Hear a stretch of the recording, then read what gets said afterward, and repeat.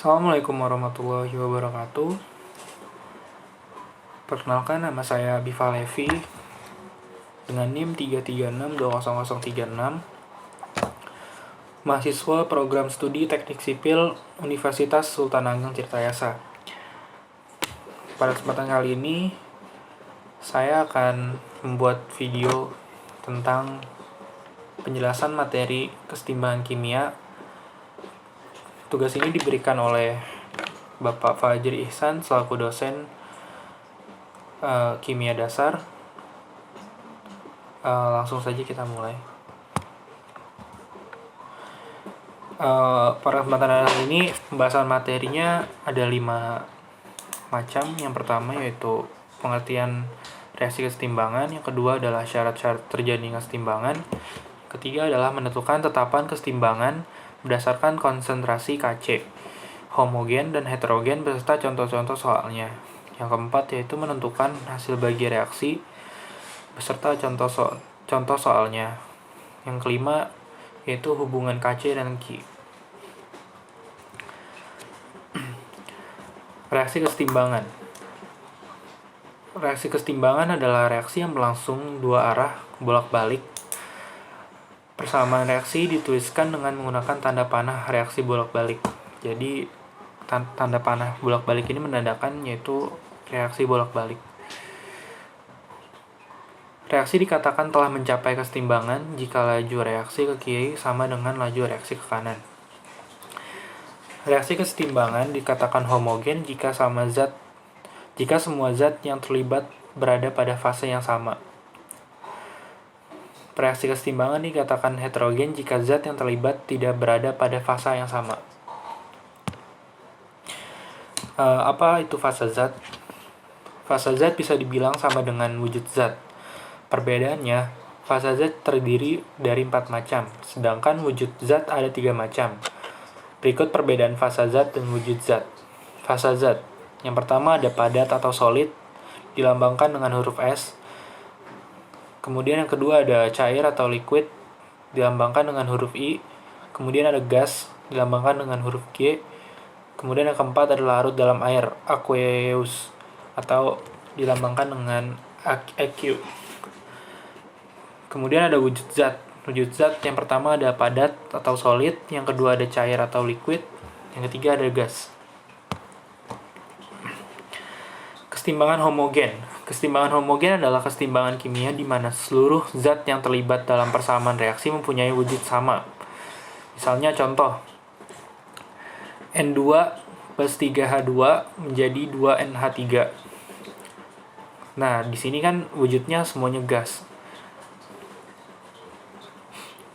Terus yang kedua yaitu kesetimbangan heterogen adalah kesetimbangan kimia di mana zat-zat yang terlibat dalam persamaan reaksi mempunyai wujud berbeda-beda. Misalnya, contoh CaO solid plus SO2 gas menjadi CaSO3 solid. Jadi di sini mempunyai perbedaan fasa. Kemudian yang selanjutnya dalam reaksi kesetimbangan homogen berlaku rumus sebagai berikut. Pa plus QB reaksi bolak-balik RC plus SD. Sedangkan dalam reaksi kesetimbangan heterogen berlaku rumus sebagai berikut. Pa plus QB solid reaksi bolak-balik menjadi RC gas plus SD gas. Dalam reaksi heterogen, fase gas dan padat penentu Kc adalah fase gas. Fase gas dan cair penentu Kc adalah fase gas. Fase padat dan larutan penentu Kc adalah fase gas. Fase gas cair dan padat penentu Kc adalah fase gas. Syarat kesetimbangan. Yang pertama, berupa reaksi bolak-balik.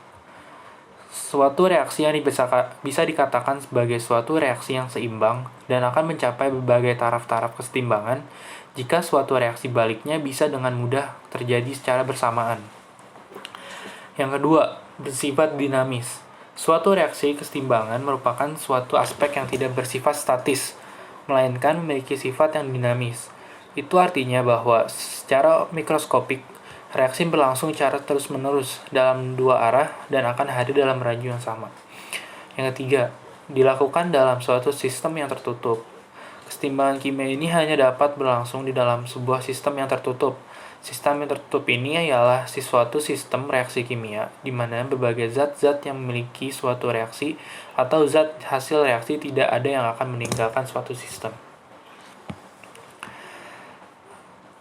Kemudian, sebelum melakukan perhitungan tetapan kesetimbangan berdasarkan konsentrasi atau Kc, maka perlu diketahui untuk dasarnya. Untuk reaksi kesetimbangan sebagai berikut. Pa plus Qb reaksi bolak-balik Rc plus Sd. Yang dimaksudkan P, Q, R, dan S ini sebagai koefisien. Maka rumus ketetapan kesetimbangannya adalah Kc C pangkat R D pangkat S dibagi dengan A pangkat P kali B pangkat Q. Jadi bisa kita rumuskan ruas kanan yaitu C dipangkatkan dengan R dikali dengan D dipangkatkan dengan S dibagi ruas kirinya yaitu A dipangkatkan dengan P dikali B dipangkatkan dengan Q. Perhitungan kesetimbangan. Semua masalah pada perhitungan kesetimbangan berdasarkan konsentrasi dapat diselesaikan dengan melakukan langkah kerja di bawah ini. Yang pertama yaitu tuliskan persamaan reaksinya. Setarakan kalau tidak setara. Berarti pertama itu kita menekan persamaan reaksinya dulu. Lalu kita setarakan jika itu belum tersetara.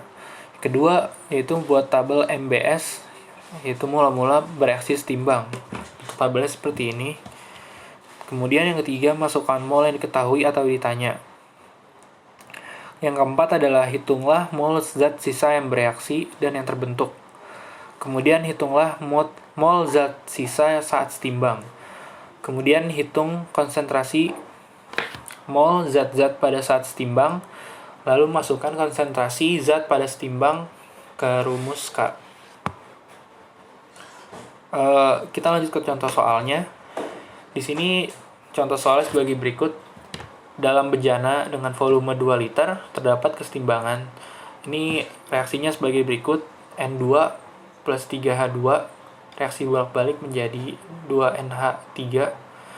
Di sini kita bisa lihat di sini reaksinya homogen karena fasanya semuanya gas.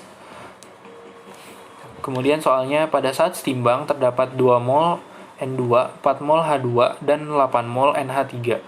Maka tetapan kesetimbangan reaksi tersebut adalah di sini kita lihat reaksinya sudah setara ya. Kemudian kita diketahui juga pada saat setimbangnya mol dari N2 itu 2, mol dari H2 itu ada 4, dan NH3 sebesar 8 mol. Lalu kita masukkan ke rumus untuk mencarinya yaitu mol dibagi dengan volume. Jadi N2 sama dengan 2 dibagi 2 sama dengan 1 mol. H2 4 dibagi 2 sama dengan 2 mol. Kemudian NH3 8 dibagi 2 sama dengan 4 mol. Kemudian selanjutnya itu kita menuliskan rumus K yang tadi kita bahas sebelumnya. Ruas kanan NH3 dipangkatkan dengan 2, kemudian dibagi dengan N2 dikali H2 pangkat 3. Lalu kita masukkan mol yang kita cari tadi yang sudah dibagi dengan volumenya, yaitu NH3 molnya 4 dipangkatkan dengan 2 dibagi dengan 1 mol dari N2 dikali dengan mol H2 sebesar 2 mol. Dicari dan dihitung, kita dapatkan hasil sebesar 2. Kemudian menentukan hasil bagi reaksi. Hasil bagi reaksi adalah rasio konsentrasi produk suatu reaksi terhadap konsentrasi reaktan. Secara umum untuk reaksinya sih sama. Hasil bagi reaksi Q adalah Q sama dengan C pangkat C dikali D pangkat D dibagi A pangkat A dikali B pangkat B. Kemudian kita ke contoh soalnya.